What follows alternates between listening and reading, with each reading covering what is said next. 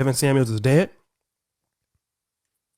So once I heard that, I thought it was a joke. So I'm like, have you called him? And he was like, I've been trying to call him, but he won't answer. So, I said, when last time you talked to him? Because I talked to him last night. I hung up. I called. No answer. I called again. Your call has been forwarded to an automatic voice message system. No answer. Then I started typing and all type of stuff. I started going to different blogs. I went to Twitter. I saw Black Twitter going crazy. Then everybody started calling me. Everybody started calling me. George Macon, Courtney called, Obsidian called, everybody called. Then I called SPK. I told him what was going on, and we didn't want to believe what happened. But unfortunately, it did happen. Our brother Kevin Samuels, he's gone. But I didn't make this video to be negative. It's 2017, y'all, and I was struggle streaming on Google Hangouts. That's before the StreamYard stuff. So this skinny nigga comes into my chat room and he says, Kevin Image Lifestyle Consultant. It wasn't Kevin Samuels at the time. He donates $5. So stop the show. I'm like, damn. Kevin Samuels Image Consultant. I'm like, that's what the Black Manosphere needs. I'm a dusty nigga, as you can see in this picture, so it will be good to collaborate with him. And that's what I did. As you're seeing in the background, that's our first interview.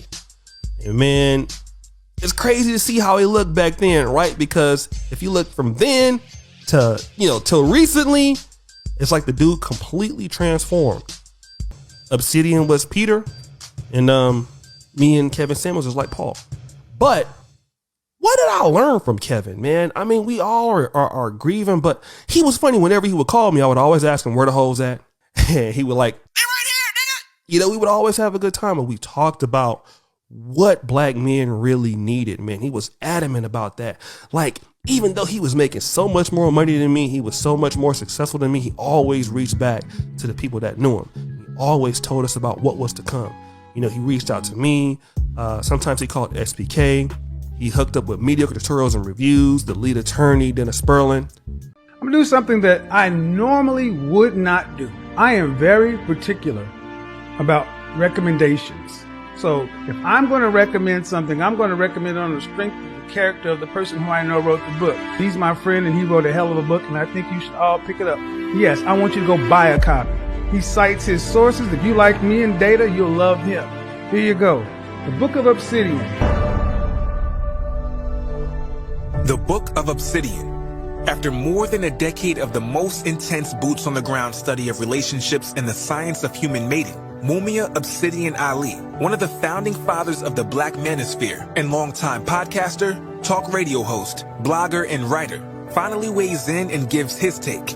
Read the Book of Obsidian and find out why it's a #1 bestseller on Amazon. The Book of Obsidian, on sale now wherever fine books are sold. The Book of Obsidian.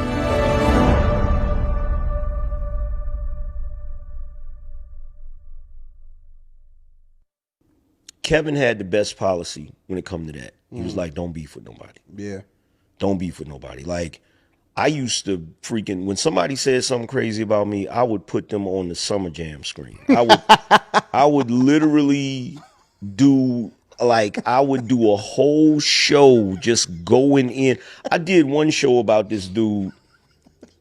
I was playing Lenny Williams the whole time. Yeah. And I was pretending to be the dude singing Lenny Williams because he was simping for a chick.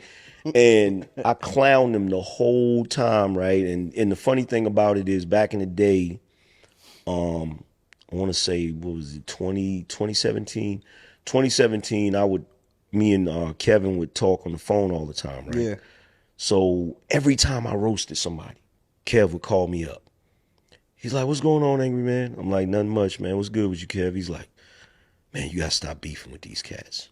What do you see as the biggest benefit for men understanding intersexual dynamics, red pill, understanding how women operate. This is good. Give me the benefits you see of what they're talking about. I wouldn't call it red pill. I would call it understanding evolutionary biology. So my book of choice for every man is Dr. David Buss's Evolution of Desire. Dr. David Buss is a leading expert on evolutionary biology, and especially in regards to human mating. He's a world-renowned expert. He has a Buss School of Psychology in Austin, Texas. So his book is absolutely phenomenal. Footnotes, data. So I would say learning from the primary sources like that give you the knowledge to not be naive in today's world. Because to Pearl's point, a lot of men grew up naive. A lot of men don't really understand what's going on. A lot of men also don't know the bad of marriages and relationship as well. So Dr. David Buss is phenomenal. Dr. John Gottman in Washington is a rock star. He's been one of the leading experts on marriage for the past 40 years. Dr.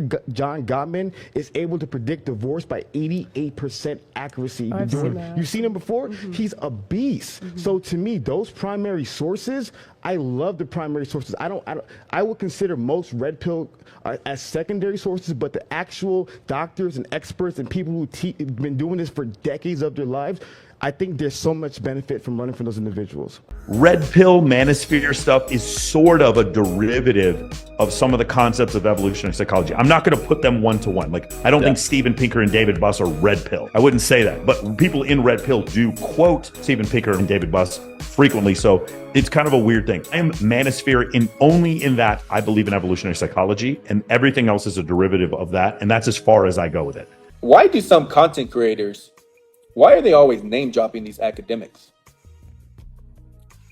The first thing, the obvious answer is they want to, okay, listen to me because I was trained by this guy. There's scholarship behind what I'm saying. These guys are well educated. They're accomplished in their fields.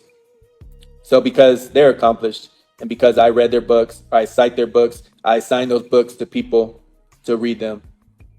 So that by extension, that means I know what I'm talking about. That's why a lot of content creators do it. But here's the other thing. The other reason they do it is it's awfully convenient that these guys are always name dropping dudes that don't have YouTube channels. So think about why they would do that. So they name drop all these they name drop all these professors, they name drop all these academics because they're not on YouTube. They're not content creators on YouTube. They try to discredit the rest of the manosphere. So it's like, don't listen to those clowns. Don't listen to those clowns, those manosphere content creators. They don't really know what they're talking about. The academics know what they're talking about. We cite the academics. We give those books. We reference those books in our videos, in our books, in our own books, on our websites, in our courses, in our programs. So they don't want to sit there. If those academics had YouTube channels and they were on YouTube doing essentially the same kind of content that we do, they wouldn't be citing them as much because they were like, well, I'm not going to promote those guys. I'm not going to promote them. They would just be mentioning close to no one. A lot of them do that. All different types of sectors. A bunch of the subsectors of the manosphere, a lot of people do that. A lot of content creators. They go out of their way to not mention other content creators. If you mention a content creator in their chats, they'll ban you because you're promoting them on their channels. So basically, like I was saying, these guys, they cite academics, not necessarily because of information in the books or because those professors are correct. It's more so, okay, it's to discredit the other chumps in the manosphere that don't know what they're talking about. The first question I have for these clowns, because I know some of them will eventually watch these videos, or they'll watch some of my videos in the future. The first question I would ask is, did the academics, the professors, are they the ones that made this stuff go viral, or was it Kevin Samuels? What about Kevin Samuels? Who was advising him? Was Dr. Buss advising him, or were at least, and I'm being generous, really all three, or was it the three kings, the three founders of the Black Manosphere? O'Shea Duke Jackson, Obsidian, and Angry Man. Kevin Samuels and Angry Man, they used to do streams together. Okay. Kevin Samuels promoted Obsidian's book. Okay. Kevin Samuels would have a bunch of conversations with O'Shea Duke Jackson behind the scenes. So there was all these people that had built a shield around Kevin Samuels when he was popping off. A bunch of people from the manosphere, a bunch of heavy-hitting content creators. It wasn't Dr. Buss that was advising him. It was all these content creators that had built the space helped build the space over a long period of time. Obsidian, Donovan Sharp, they both helped him a bunch to get him to where he was. Okay, Donovan Sharp and Obsidian, they used to write for this website called returnofkings.com, which was a website. It was a website by this guy by the name of Roosh V. Okay, so they used to write articles for his blog, his website. What about all the different people from the comments section? So basically, the content creators, they would get G-checked. So they would get G-checked. Nope, you're wrong on this. You're wrong on this. You're wrong. You're wrong. You're wrong. Nope, I don't agree with that. I don't agree with that. So it's like the animal, right? You're sharpening the axe. Sharpen the talking points. Sharpen, sharpen, sharpen, sharpen. Sharpen, sharpen, sharpen. All day long until the talking points were as good as possible. And some of them are still wrong. They're inaccurate. But like I've said before, I would say 80 to 90% of the stuff is true. The problem is the stuff that's misstated and messed up all the time are some of the most important concepts in the history of the Manosphere. That's a problem. That's one of the big issues, which is why I started my channel, like I've said, 2,721 times. So what I'm trying to say is when I do some hit pieces on some of these guys that go out of their way to discredit the actual content creators of the Manosphere, I would like someone to explain to me why they don't deserve that work. Because I was in a bunch of these comment sections. I have been in and around the Manosphere for a decade. I was over there on returnofkings.com. I was on all these forums on Reddit, okay? All these different places where these conversations were being had. All these different places where people were getting banned.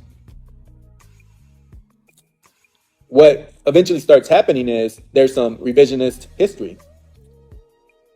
When people are over here lying about who really built the space and why these conversations are being had, or they're implying that someone else is the reason, that stuff needs to be corrected. It's a slap in the face to all the guys that have been raked through the coals at divorce courts, and they brought their knowledge, they brought their experiences to all these blogs, all these websites, all these comment sections. It's a slap in the face to all these content creators over the years, 10, 15 years, that built their channels from scratch, where their ideas were tweaked, molded, to the point where they were finalized, and those points obviously worked their way up, eventually to Kevin Samuels, right?